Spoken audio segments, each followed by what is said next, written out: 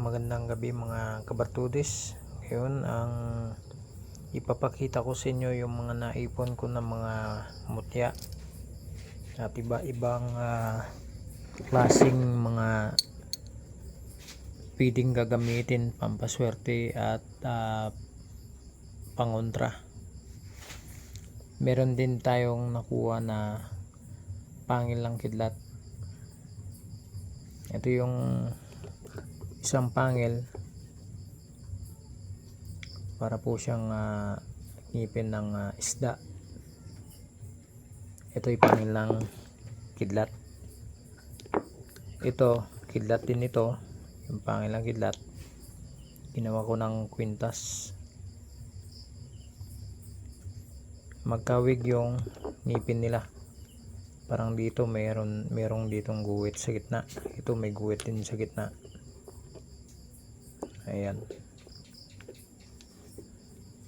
Yung dalawa na yan ay pang personal natin. At ito may nakuha akong bato. Ito po ay isda. Yung isda na ito ay nagiging bato na. Ito kinain niya yung kabibing libon.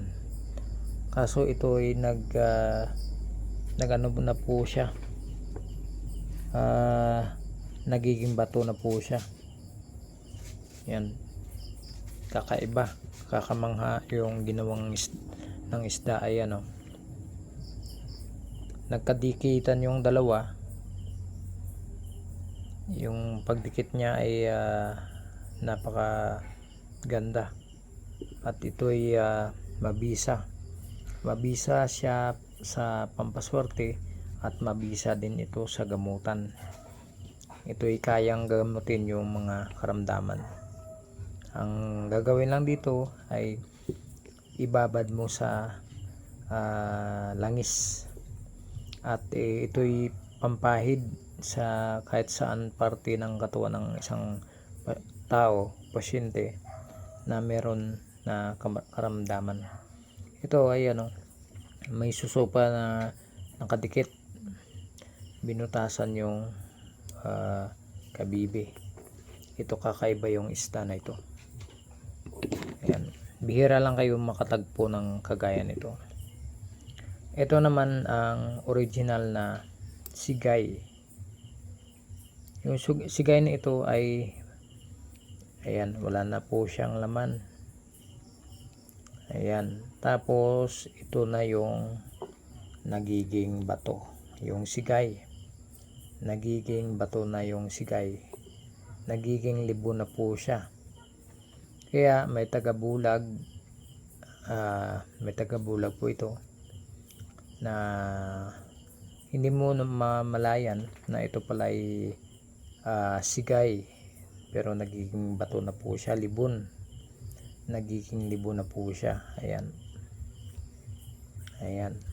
Yan po yung sigay. At ito naman yung manipis na bato. Ito naman ay isda. Isda naman ito na nagiging bato na po yan sa tagal ng panahon. Yan pong isda. Napakaganda po yan. Pampaswerte. Ayan. Ito naman ang ating nakuha na ipon na mga may butas o lagpasan. Mga tag hole. Ito naman yung linta natin. Ayan, yung linta natin. Ayan po ay ginagamit sa pampaswerte. At gamit din ito sa gamutan. Binababad din ito sa langis at pinapahid kung saan parte ng katawan ng isang pasyente na may karamdaman. Ito naman yung maliliit nating suso na libon. Nagiging bato na po siya. Hindi natin nalinisan. Malakas yung aura niya. Ayan. Ito pa. Yung mga suso natin. Mga taklong. Maliliit. Mga sikad-sikad na maliliit na nagiging bato na. Ayan. nagiging bato na po sila. Ito pa, tsaka ito, ayan, bato na talaga ito. Yan po mga tinatawag na fossilized shell. Ayan, mga libon na mga suso. May mga libon din tayo na kabibi. Ayan, mga suso natin na libon. Ayan, ito yung mga tulya natin na libon. Ito naman yung tulya natin na, ayan po, dumikit na po yan sa bato, pero nagiging bato na po siya. Ito naman ang ano nating kuol na nagiging bato. Ginagamit nito sa pampaswerte. Yan, kaya din itong gamutin ang karamdaman. Ito naman ang kabibing libon. Ito ay bato na bato na po talaga ito. Ayan, ito naman ang nakuha natin, suso. Tapos ito yung magkatabi yung suso at saka yung kuol. Ayan, o, magkatabi po silang dalawa. Ayan, tinanggal natin to. Ito, marami tayong nakuha, mga kakaibang suso. Ayan, mga crystallized na suso. Ayan, mga bato na talaga yan.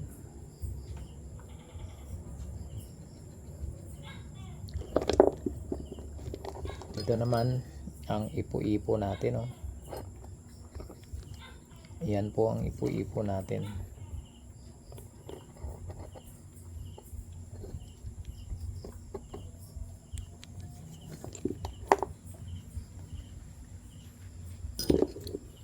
Ayan, mga suso natin. Ito, maganda. Ibang klaseng suso, bato, at saka yung laman niya nagiging bato na talaga.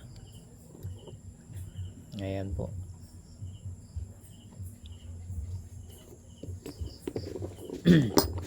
Ito din yung suso natin, nagiging bato.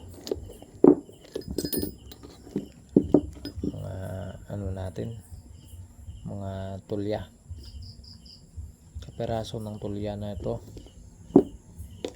Ito naman yung mga ano natin, mga ticktites.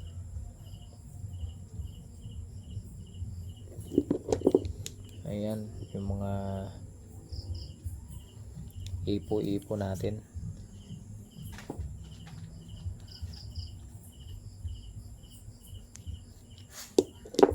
Yung mga suso na nakadikit na sa bato. Ito naman na ay tinipyas natin para matanggal natin, para makuha natin ito.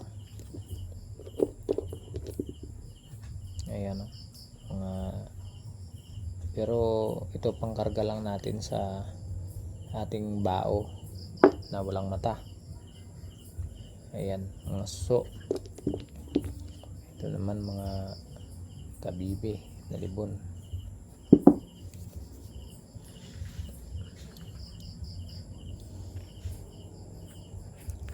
Ayan, meron din tayong sapatos. Ayan, yung sapatos na yan, parang din siyang linta, pero ito ay sapatos. Ayan, maganda to, pampaswerte. At kahit saan punta mo ay makakarating ka na safety, na at saka iwas disgrasya.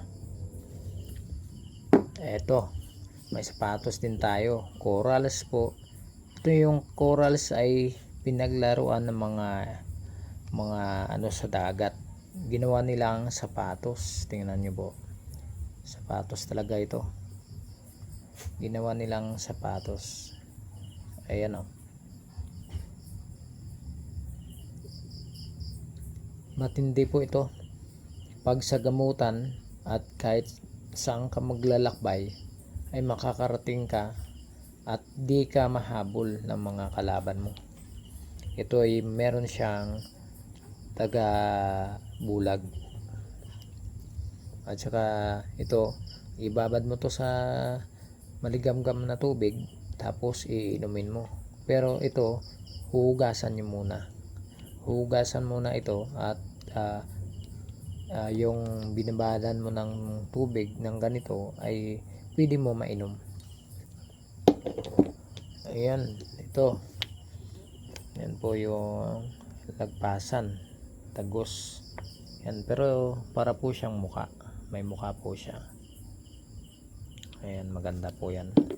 Ayan mga suso natin. At ito meron din tayong makapal na malaki na basag. Ito naman ay bayuko naman ito. meron din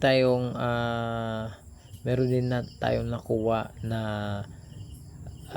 kabebe po siya, tapos yung mukha niya para po siyang mukhang bungo, parang ulo po siya ng tao, tapos may mata.